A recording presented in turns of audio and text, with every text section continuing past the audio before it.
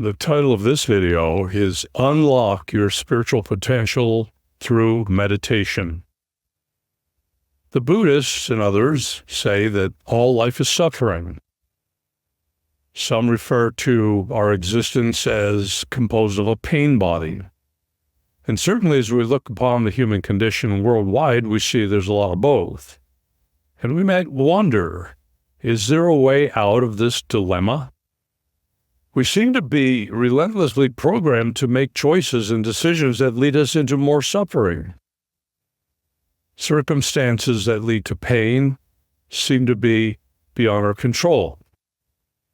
And our experience tells us that we seem to have many different parts of ourselves in conflict with each other. Sometimes we're afraid, sometimes we're secure. Sometimes we're angry, sometimes we're calm.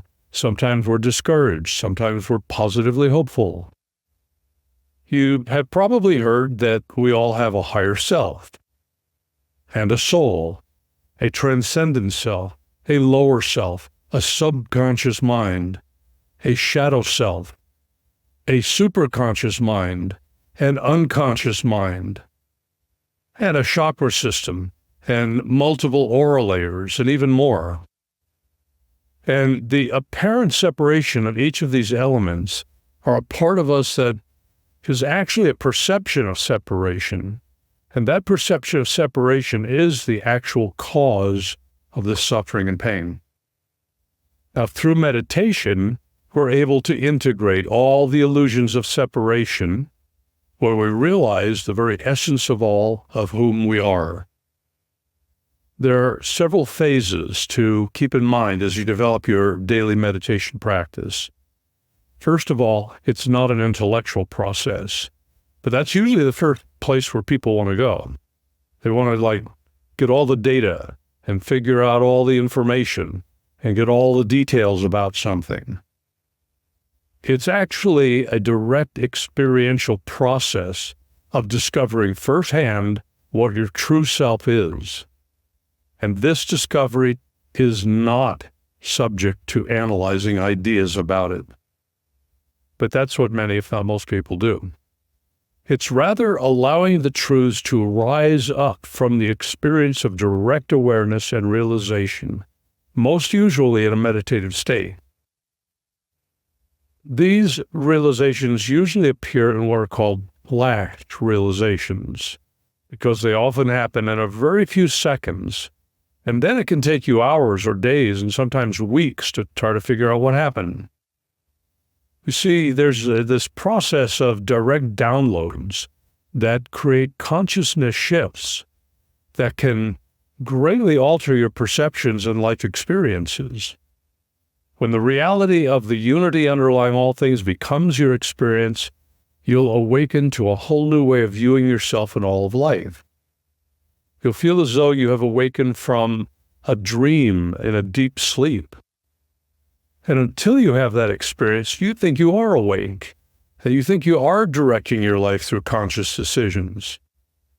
But when you awaken, your awareness pierces through the images, and your five senses tell you there is a reality that you are not aware of.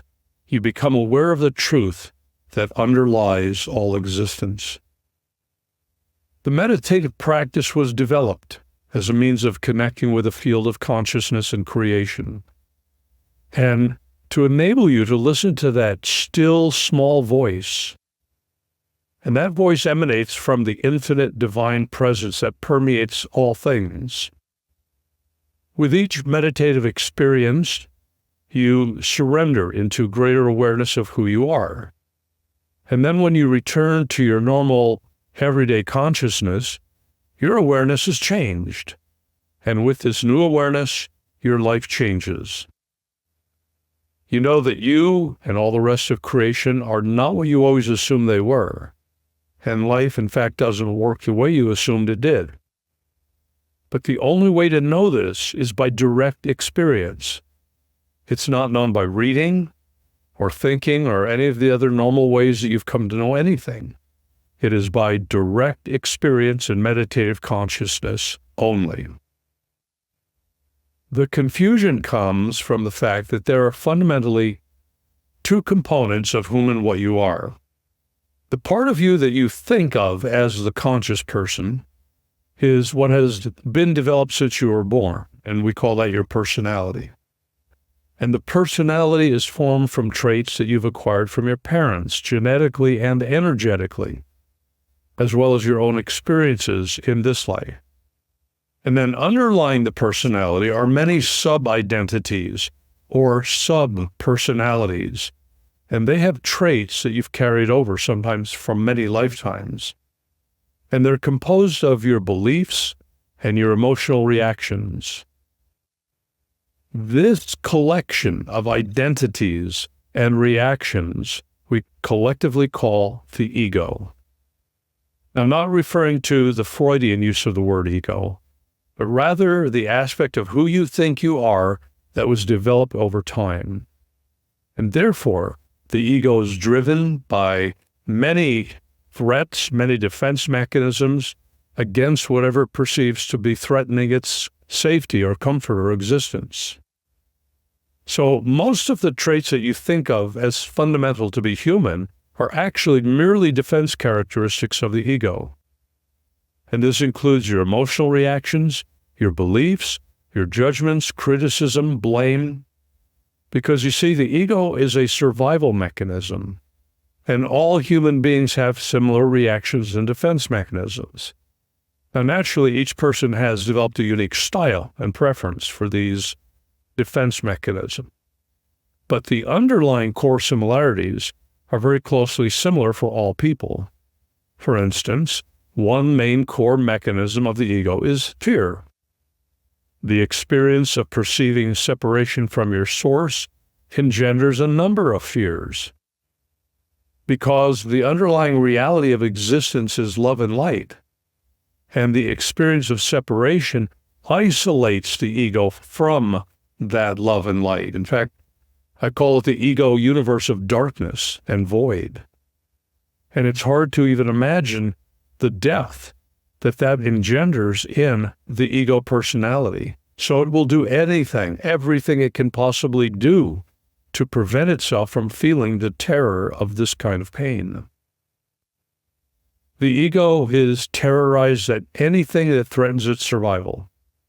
So, as a result, it's driven to cling to as many things as possible, because that gives it a certain assurance that it doesn't have to go into that deep, dark void of separation, or even contemplate the idea that the ego might come to an end.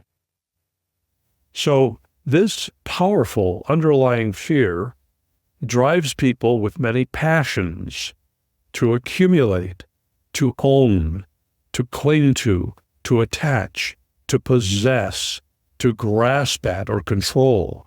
And control is the really big one, all in an attempt to insulate themselves from not only the pain of separation, but a deep fear of ceasing to exist.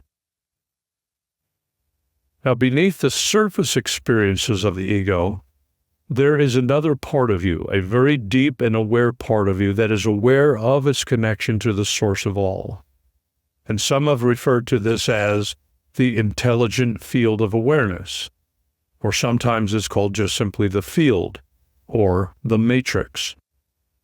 And there's an aspect of who you are that is present at this very moment, and yet you may not be aware of it because it normally operates below your level of conscious awareness. And this is what we call your true self. It's also called the soul, the higher self, the master within, God presence, enlightened consciousness, the awakened self, I am presence, Buddha consciousness, and many other names. What defines your perception of your spiritual evolution is the gradual bringing to the surface of your awareness of your true self or soul. As it emerges more and more, it gradually integrates its awareness into the perceptions of the ego, and you experience a merging of your conscious awareness into the awareness of your soul. And I refer to this process as soul merging. And it is a process that continues until the ego traits completely dissolve. And this will eventually happen for everyone. But you can accelerate that process a whole lot once you become aware of this. Whatever role the ego plays for you can be replaced and managed so much better by your soul. And this is what makes enlightenment a process rather than a destination. In other words, it's not a singular event. It takes time to discover and get in touch with the many overt and subtle aspects of the ego identities. And therefore, generally, it takes many lifetimes, since we have relatively short lifespans in the first place. And so therefore, just about the time we're starting to figure things out, that lifetime is over. And then we incarnate sometime later and we start the learning process all over again. Eventually, the ego does dissolve, and there's the full emergence of the soul, and it completely takes over. And so once a person becomes aware of these truths, the process can proceed at a much more rapid pace. You can actually accelerate this whole process. And meditation is what enables you to disconnect from the realm of the senses and realize these inner truths. That comes to you in ways the five senses could never provide. Now, what I've done in this video is give you some insights into what your inner space will reveal to you through meditation, so that you don't waste your time. It's helpful to have a roadmap on your journey so you know where you're going, and you know what some of the stops are along the way. So no matter what type of meditation that you're working with, if you don't sense that you're evolving after a few months, that's a good indication that you might want to try working with another approach. I was talking to a meditation teacher who was dedicated to a very popular form of meditation for over 40 years. And this person had not attained what he regarded as enlightenment.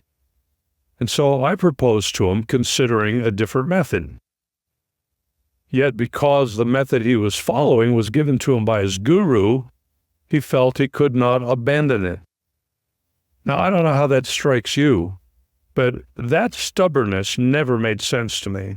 If something is not giving you the results you want, then you may want to try something different, instead of thinking that what you've been doing is the right thing to be doing. And there are quite a variety of different forms of meditation. So I think it's a good idea to try a few until you find the one that works best for you at that particular time in your life.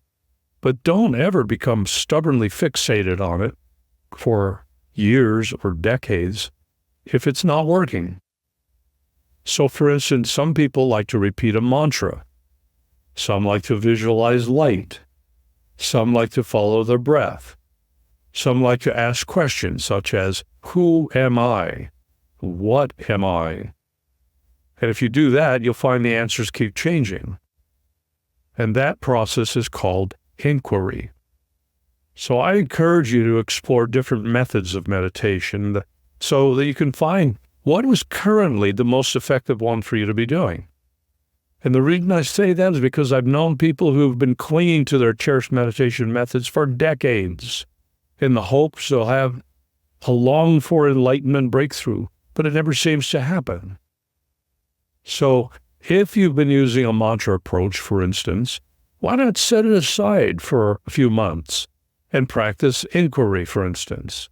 And Chapter 32 in my Handbook for Enlightenment gives you a whole lot of the types of questions you can use for this process. And I'll also cover a lot of this in my meditation audio course, and that's 9 hours long for a very nominal amount. You'll find that on my website, jonathanparker.org.